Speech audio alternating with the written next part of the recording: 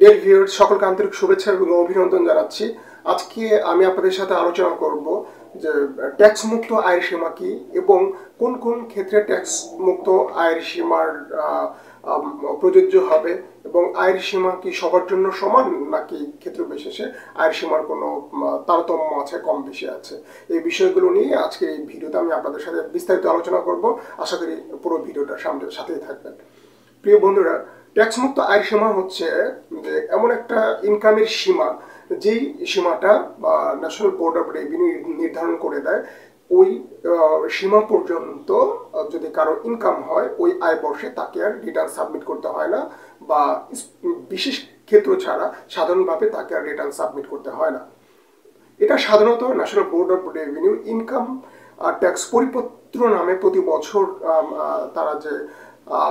তারা সবাইকে জানিয়ে দেয় এবং সেখানে উল্লেখ করে দেয় কোন বছর আসলে করমুক্ত আয়ের সীমা কত হবে এবং কোন ক্ষেত্রে কতটুকু প্রযোজ্য হবে। যেমন 2024 এবং 25 সালের যে পরিপত্র তারা পাবলিশ করেছে, সেই 2024-25-এর পরিপত্র অনুযায়ী একজন স্বাভাবিক ব্যক্তি করদাতার আয় মুক্ত কর সীমা হচ্ছে 3,50,000 টাকা।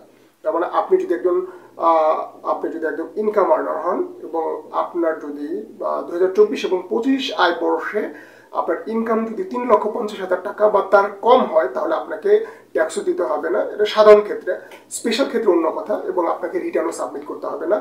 তাহলে এই 3,50,000 টাকা হচ্ছে করমুক্ত সীমা, যেটা নির্ধারণ করে দিয়েছে National Board of Revenue through the income tax পরিপত্র 2024 এবং 25। তাহলে করমুক্ত আয়ের সীমাটা আমরা পরিষ্কারভাবে বুঝতে পারলাম যে করমুক্ত আয়ের সীমা মানে এমন একটা আয়ের সীমা যেটা আসলে ন্যাশনাল বোর্ড অফ রেভিনিউ নির্ধারণ করে দেয়, এবং ওই পর্যন্ত আয় হলে কোনো ট্যাক্স দিতে হয় না বা রিটার্ন সাবমিট করতে হয় না। কিন্তু তার চাইতে বেশি যদি কারো আয় হয়, তাহলে অবশ্যই ওই করমুক্ত আয়ের সীমার অতিরিক্ত যে আয় হবে ওই আয়ের উপর আপনাকে ট্যাক্স নির্ধারণ করে দেওয়া আছে যে স্ল্যাব অনুযায়ী, সেইভাবে আপনাকে ট্যাক্স ক্যালকুলেশন করে তারপরে সেই ট্যাক্সটা জমা দিতে হবে, সাথে ওই ইয়ার থেকে আপনাকে রিটার্ন জমা দিতে হবে। তাহলে করমুক্ত আয়ের সীমা যে 3,50,000 টাকা 2024-25 সালে, এটা কি সবার জন্যই প্রযোজ্য?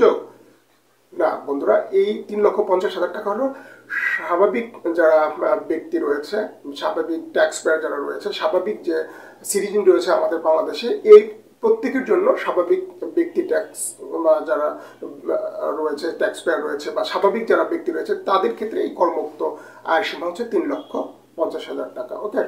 তাছাড়াও আরও 3টা ক্যাটাগরিতে স্পেশালভাবে ট্যাক্স মুক্ত কর সীমা আমরা জানি যে ন্যাশনাল বোর্ড অফ রেভিনিউ ইনকাম ট্যাক্স পরিপত্রের মাধ্যমে আমাদেরকে জানিয়ে দেয়।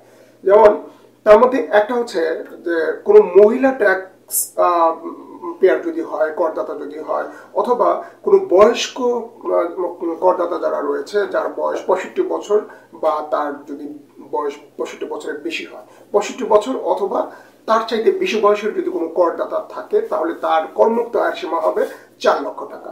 ওকে। নাম্বার 2 হচ্ছে যদি তৃতীয় লিঙ্গের কোনো ট্যাক্স পেয়ার হয়। তৃতীয় লিঙ্গ বলতে এখানে যারা আমরা স্বাভাবিকভাবে যেটাকে আমরা জেনারেল ভাষায় বলি হিজড়া, ঠিক আছে, এই হিজড়াদের বা তৃতীয় লিঙ্গের কোনো ট্যাক্স পেয়ার হলে, অথবা কোনো পঙ্গু বা ডিসেবল কোনো ব্যক্তি যদি ট্যাক্স পেয়ার হয়, তার যদি মনে করেন কোনো ফিজিক্যাল ডিসেবিলিটি থাকে, বা তারপরেও যদি তার যদি কোনো ইনকাম সোর্স থাকে, সেখান থেকে তার যদি কোনো ইনকাম হয়, এই 2 শ্রেণীর লোকের একত্রিত ক্ষেত্রে তাদের ট্যাক্স মুক্ত করের সীমা হবে 4,75,000 টাকা। তার মানে কোনো তৃতীয় লিঙ্গ বা হিজড়া বা কোনো কোনো পঙ্গু বা ফিজিক্যাল ডিসেবিলিটি আছে এমন কোনো ব্যক্তির ক্ষেত্রে করমুক্ত আয়ের সীমা হবে 4,75,000 টাকা। আবার গ্যাজেটেড লাস্টের যেটা রয়েছে, সে 3 নম্বরে যারা রয়েছে স্পেশাল ক্যাটাগরিতে করমুক্ত আয়ের সীমার 3 নম্বরে রয়েছে হলো যুদ্ধাহত যারা মুক্তিযোদ্ধা রয়েছে, যুদ্ধাহত গ্যাজেটেড মুক্তিযোদ্ধা। ওকে। তাদেরকে করমুক্ত আয়ের সীমা দেওয়া হয়েছে 5 লক্ষ টাকা। তারা কেউ যদি গ্যাজেটেড যুদ্ধাহত মুক্তিযোদ্ধা হয়, তাহলে তাকে বা গ্যাজেটেড মুক্তিযোদ্ধা হয়, সেক্ষেত্রে তার করমুক্ত আয়ের সীমা হলো 5 লক্ষ টাকা।